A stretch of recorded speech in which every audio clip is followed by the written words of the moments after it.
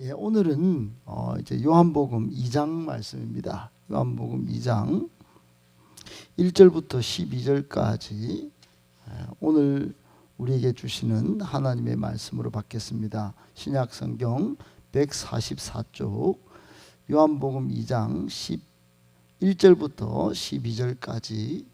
12절까지입니다. 한 절씩 저와 여러분이 교독하겠습니다. 사흘째 되던 날 갈릴리 가나에 혼례가 있어 예수의 어머니도 거기 계시고 예수와 제자들도 혼례 청함을 받았더니 포도주가 떨어진지라 예수의 어머니가 예수에게 이르되 저들에게 포도주가 없다 하니 예수께서 이르시되 여자여 나와 무슨 상관이 있나이까 내 때가 아직 이르지 아니하였나이다. 그의 어머니가 하인들에게 이르되 너희에게 무슨 말씀을 하시든지 그대로 하라 하니라. 거기에 유대인의 정결 예식을 따라 두세 통 드는 돌 항아리 6이 놓였는지라. 예수께서 그들에게 이르시되 항아리에 물을 채우라 하신즉 아귀까지 채우니 이제는 떠서 연회장에게 갖다 주라 하시고 갖다 주었더니 연회장은 물로 된 포도주를 맛보고도 어디서 났는지 알지 못하되 물 떠온 하인들은 알더라. 연회장이 신랑을 불러 말하되 사람마다 먼저 좋은 포도주를 내고 취한 후에 낮은 것을 내거늘 그대는 지금까지 좋은 포도주를 두었도다 하니라. 예수께서 이 첫 표적을 갈릴리 가나에서 행하여 그의 영광을 나타내심에 제자들이 그를 믿으니라. 그 후에 예수께서 그 어머니와 형제들과 제자들과 함께 가버나움으로 내려가셨으나 거기에 여러 날 계시지는 아니하시니라. 아멘. 할렐루야. 하나님께서 그 살아계신 능력으로 여러분의 삶을 돌보시고 항상 동행하시며 기쁨과 풍성한 복 주시기를 예수님의 이름으로 축복합니다.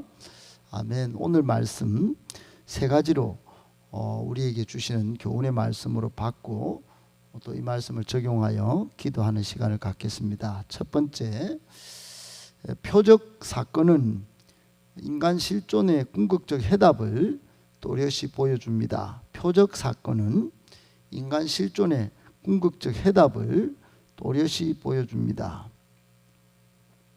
여러분, 표적 사건, 요한복음은 특별한 다른 복음서와 달리 표적을 한 7가지 보여주고 있습니다. 표적, 이거는 일반 이적, 기적이라고 하는 단어와 약간 다르죠.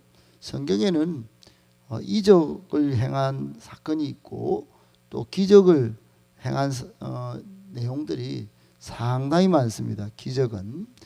그런데 요한복음은 특별히 이런 기적 같은 또는 좀 특별한 이적 같은 이런 사건을 이름을 표적 사건이다 해서 7가지를 소개하고 있습니다. 요한복음에 이렇게 7가지 중에 오늘 특별히 가나의 혼인잔치, 이것도 표적으로 오늘 우리 읽었던 11절에 예수께서 이 첫 표적을 갈릴리 가나에서 행하였다 그랬지요.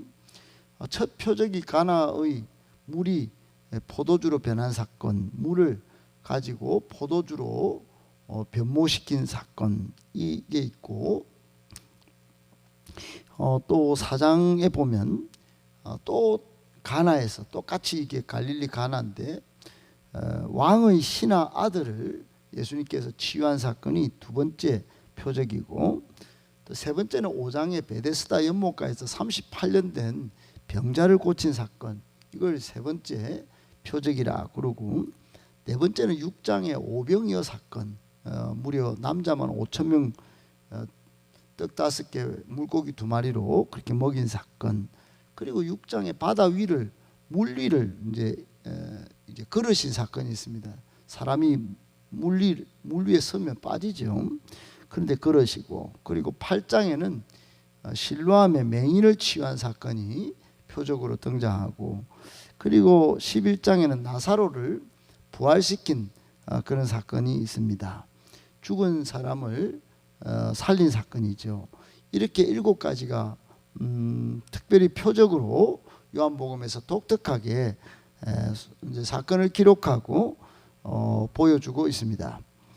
왜 표적을 이렇게 보여주고 있는가? 이거는 인간의 실존, 즉 인간 실존은 특별히 딱 2가지로 설명할 수 있는데, 하나는 하나님을 떠나서 범죄했다. 이게 인간의 실존입니다. 범죄한 후로 죽음이 오고 또 두려워하고 여러 가지 고통 속에 살아가게 되었다. 이게 인간의 맞닥뜨린 실존입니다. 누구나 인간이라면 다 경험하는 죽음, 두려움, 그리고 고통 속에 살아가는 실존, 이게 다 실존이 있습니다.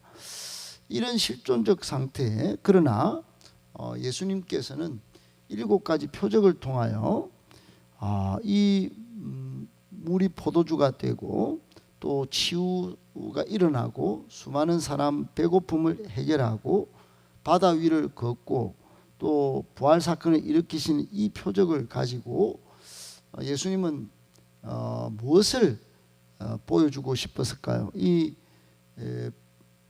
예수님의 표적을 통하여 말하고자 했던 이 요한은 무엇을 알리고 싶었을까요? 그것은 예수님께서 신성을 가지신 복음 그 자체다, 절대 능력을 가지신 분임을 또렷이 보여주고, 예수님이 인간의 이 죽음의 문제, 두려움의 문제, 고통의 문제를 해결할 수 있는 분임을 분명히 보여주고 싶었다고 그렇게 해석합니다. 이게 또 고향에 또 들어왔네. 좀 틀어놓죠. 이게 새끼를 낳더니 또 들어와가지고. 요한복음 20장 31절에 보면 우리가 요한복음 시작하면서 그 요한복음의 기록 목적을 요한복음 20장 31절에 기록하고 있는데, 거기에 보면 예수 그리스도께서 하나님의 아들 그리스도이심을 믿게 하려 함이요 또 믿고 그 이름을 힘입어 생명을 얻게 하려 함이라 그랬습니다. 인간의 실존은 정말 죽고 또 두려워하고 고통 속에 살아갈 수밖에 없는데, 예수님을 믿어서 생명을 얻고 또 이 죽음의 문제까지도 해결할 수 있는 신성을 가지신 분, 복음 그 자체, 복음의 절대 능력을 소유하신 분, 그래서 인간의 궁극적인 해답을 얻게 한다는 것을 이제 보여주는 것이죠. 그것을 표적 사건을 통하여 우리에게 또렷이 보여줬다 하는 것입니다. 여러분, 오늘날도 이게 교훈이 뭘까요? 우리도 예수 이름을 선포하고 복음이 선포되는 곳에 여전한 역사, 정말 생명을 얻게 되고 죽음을 떨쳐내고 또 두려움도 해결하고 여러 가지 우리 인생의 수많은 고통의 문제를 해결할 수 있다는 사실을 교훈받게 됩니다. 지금도 예수 이름이 선포되는 곳에 초자연적 기적, 생명권의 역사, 예수님의 전능하시고 살아계신 역사를 체험하는 여러 가지 이야기들이 쏟아지고 있습니다. 어제도 우리 양육을 마지막으로 이제 하는데 여러 간증을 듣게 됩니다. 사랑하는 여러분, 말씀을 정리하면 인간 실존의 이 죽음의 문제, 이 고통의 문제를 궁극적으로 해결할 수 있는 해답, 예수님께서 요한복음 표적 사건을 통하여 이미 보여주셨습니다. 지금도 예수 이름을 믿고 선포할 때 이 놀라운 인간 실존의 궁극적인 문제에 해답을 얻을 수 있다는 것, 경험할 수 있다는 것 꼭 기억하고, 날마다 어려운 문제가 발생할 때 예수 이름을 선포하고 또 복음의 절대 능력을 믿고 살아가시는 저와 여러분들 다 되실 수 있기를 예수님의 이름으로 축복합니다. 아멘. 두 번째, 하나님의 때를 기다리며 그 순간을 놓치지 말아야 합니다. 여러분 오늘 잔치집에 결혼 혼인 예식이 있는 집에 포도주가 떨어지는 난감한 순간이 발생했습니다. 표면적 문제는 포도주가 떨어진 상태로 오늘 본문에 기록을 하고 처리하고 있지만 그 중심에 포커싱은 예수님의 어머니와 예수님의 대화가 중심이고 또 제자들의 순종과 또 하인들의 그 순종을 통하여 기적이 일어났다. 이게 중심입니다. 특히 그 가운데서도 가장 중요한 말씀은 4절에 있는데요. 이 4절은 이렇게 말씀합니다. 예수님께서 그 어머니가 포도주가 떨어진 난감한 상태를 말씀하니까 저의 때가 아직 이르지 아니하였나이다. 이렇게 했죠. 내 때가 아직 이르지 아니하였나이다. 그렇게 말합니다. 이게 가장 중요한 오늘 사건의 전말을 이렇게 알려주는 그런 말씀이 됩니다. 이 말씀은 예수님의 때, 즉 예수님은 하나님의 크신 뜻과 계획을 또 그 목적을 이루러 오셨죠. 언젠가는 그 완전한 그때가 이루어질 것이라는 것을 암시하고 있습니다. 복선을 깔고 있지요. 아울러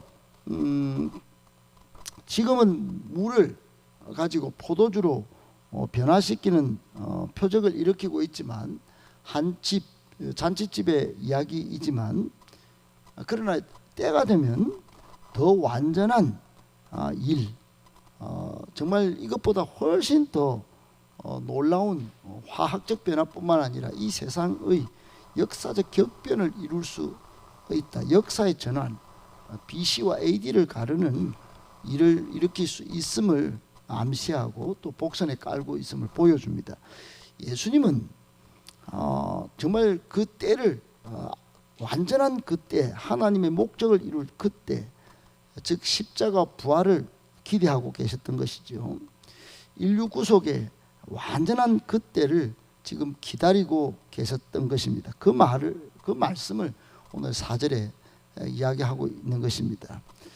정말 지금은 이 포도주를 만들어내야 할 그때로 성경의 전반적인 내용을 오늘 2장에 깔고 있지만 더 깊게는 예수님께서 내 때가 아직 이르지 아니하였나이다. 이 말은 세계 비전을 성취할 그때를 기다리고 있었던 게 있습니다. 사랑하는 여러분, 지금도 이게 흥분되는 아주 포도주를 물로 바꾸는 우리 학생한테 물어봤습니다.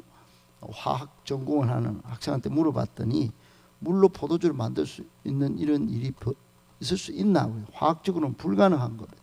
이것도 대단한 일인 거예요. 이거 불가능한 일이 현실이 됐으니 이거 대단한 일인데, 여러분 예수님은 이 포도주를 물로 바꾸는 일, 이거는 그냥 표적을 통하여 그냥 드러낸 사건이고 인류 구원의 완전한 그때를 기다리고 계셨다.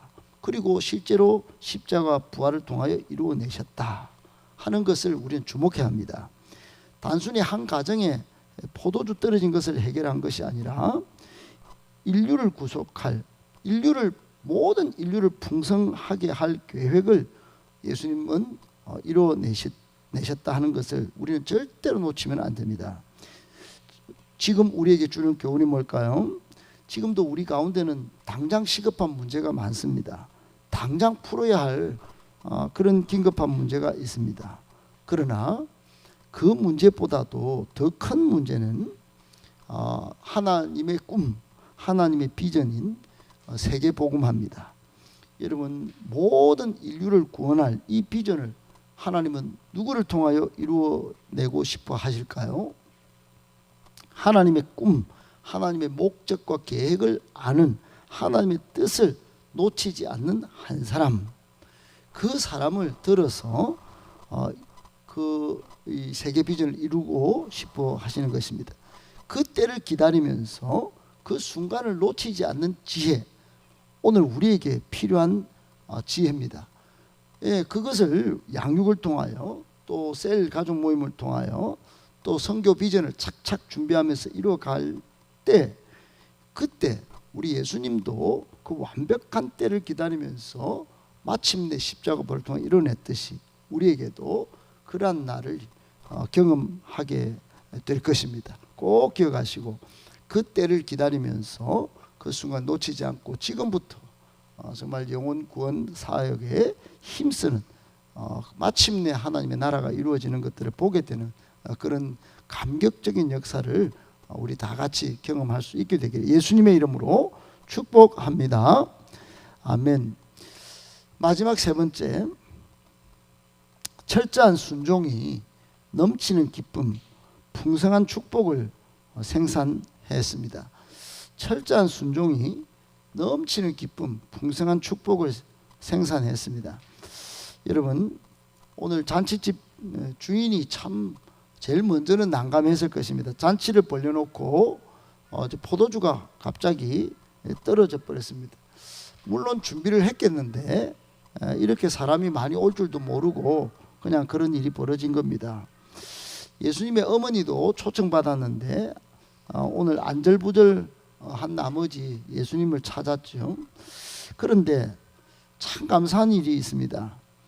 주인집 하인들이죠.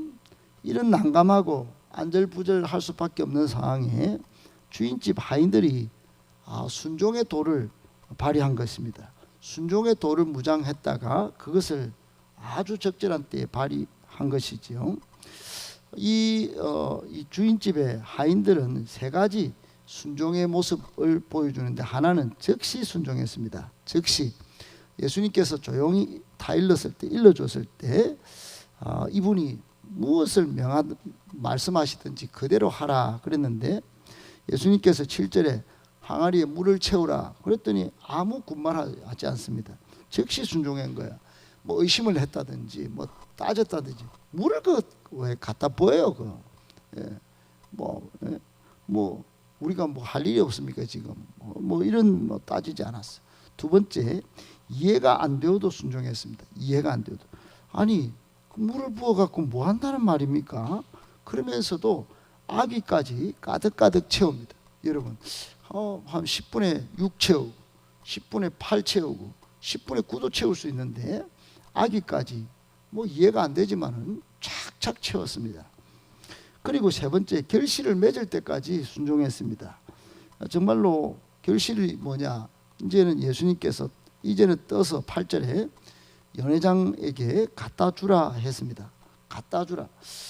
물을 우리는 갖다 부은 게 물인데 물을 갖다 떠가 줘가지고 우리가 뺨을 맞든지 욕을 얻어먹든지 무시를 당하든지 무슨 일이 벌어질지 모르는데 그대로 예수님이 말씀하시니 포도주가 될 걸 믿고 그냥 갖다 준 겁니다. 여러분, 그랬더니 아주 놀라운, 다른 집집마다 다 처음에 좋은 거 내고 술이 취할 때는 뭐 대충 내고 이러는데 연회장이 깜짝 놀랍니다. 이 집은 희한하다요.